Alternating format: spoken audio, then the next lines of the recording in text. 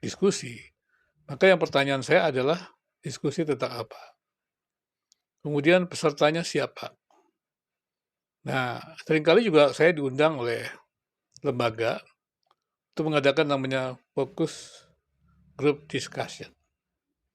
Maka kalau bicara tentang focus group discussion, itu artinya adalah ada pokok bahasannya. Misalnya tadi apa pokok bahasannya? Tadi dikatakan Paulus. Terus siapa yang bisa masuk dalam kelompok diskusi itu? Maka adalah pakar-pakarnya. Karena itu saya bisa bayangkan undangan dari Nandar kepada Romo dan para pendeta, tentu saja mereka tersenyum. Pertanyaannya adalah, pertama, apa mereka tidak punya kerjaan? Diundang untuk berdiskusi tentang tema yang secara langsung saja kita sudah tahu. Kalau para Romo dan para pendeta langsung tahu ketika orang mengatakan kita berdiskusi tentang Paulus. Maka yang mengatakan itu jelas dia tidak tahu tentang hermeneutik, tentang penafsiran Alkitab, dan juga tidak tahu kepakarannya. Nah, kalau berdiskusi seperti itu, jadi apa? Yang namanya kita berdiskusi merupakan kajian-kajian. Maka yang pertama adalah siapa dulu yang akan menjadi pesertanya. Kepakarannya di bidang apa? Misalnya kepakaran di bidang Paulus, tentang Paulus. Dia pernah belajar apa tentang Paulus? Apakah dia mengerti teologi Paulus? Kalau hanya mencari tentang mungkin ya naskah-naskah tentang Paulus, ya diskusi saja dengan para arkeolog. Kemudian pertanyaannya, apakah dia mampu atau dia punya ilmu tentang arkeologi? Yang saya lihat, saya perhatikan adalah debat-debat di dalam YouTube medsos itu lucu sekali.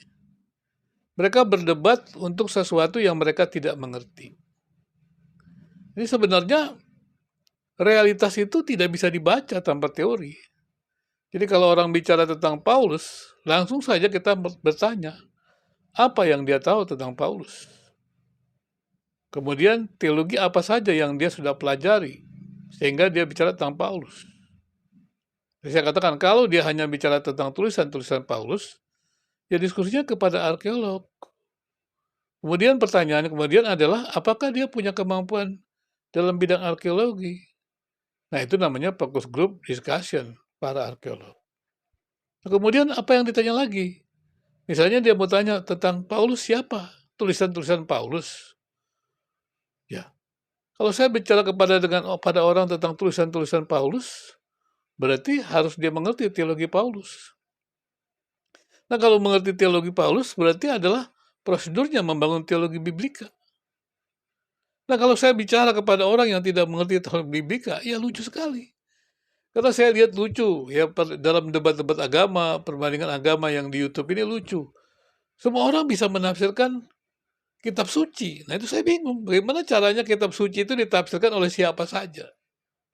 Ya memang dalam sejarah Protestan ada dalam tanda kutip kecelakaan lah. Maksudnya kecelakaan apa? Yang dimaksud dengan sola scriptura, ya hanya Alkitab. Itu maksudnya adalah kebenaran untuk keselamatan itu hanya dalam Alkitab. Tapi bukan berarti semua orang bisa baca Alkitab atau menafsirkannya maksudnya. Memang tadi saya katakan kecelakaan. Ketika Martin Luther mengatakan bahwa Alkitab perlu terjemahkan supaya orang membaca Alkitab, itu bukan berarti dia bisa menafsirkan, setiap orang bisa menafsirkan Alkitab sembarangan. Pembangunan doktrin Alkitab hanya bisa di dalam kelompok ataupun di dalam gereja tertentu. Karena tidak bisa data-data Alkitab, ayat-ayat Alkitab itu dibaca dengan pikiran netral. Nah, kalau saya mengikuti dan para Romo juga mendengarkan undangan dari Nandar untuk bicara tentang Paulus, saya bilang bagaimana dia membacanya? Dan saya sudah lihat langsung, oh dia nggak mengerti tentang penelitian. Dan saya juga perhatikan debat-debat itu tidak ada isinya, tidak ada penelitiannya. Yang hanya maki-makian, dan kemudian juga hanya mencari kesalahan-kesalahan. Saya katakan, lucu, diskusi lagi. Diskusi tentang apa? Diskusi kan mesti ada kepakaran. Kalau memang mau belajar ya silakanlah masuk dalam pendidikan tinggi teologi, Atau nanti kita buat sekolah-sekolah teologi, ya Anda ikut gitu. Anda dan teman-temannya bisa ikut gitu, kita ajar. Kalau mau belajar tentang kekristenan, yang benar begitu. Nah, kalau dengar orang-orang Kristen juga, teolog-teolog yang mengaku teolog Kristen bisa berdiskusi kepada siapa saja, ya sebenarnya dia belum mengerti teologi. Ya terus terang saya katakan banyak, ya orang tidak mengerti teologi, tidak mengerti bagaimana hermeneutik. Ya saya harus mengakui, banyak pendidikan tinggi teologi di Indonesia ini menamatkan orang-orang yang tidak bisa berteologi. Bahkan juga penelitian-penelitian yang baik juga mereka tidak miliki.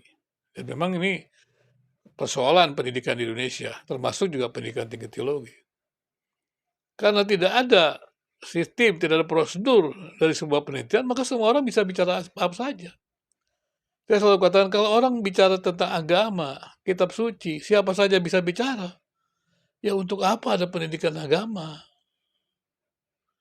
Kalau semua orang bisa bicara tentang kedokteran, ya untuk apa ada sekolah dokter? Kalau semua orang bicara soal ekonomi, untuk apa bicara ekonomi? Yang bisa diskusi adalah para ahli kedokteran, para ahli ekonomi.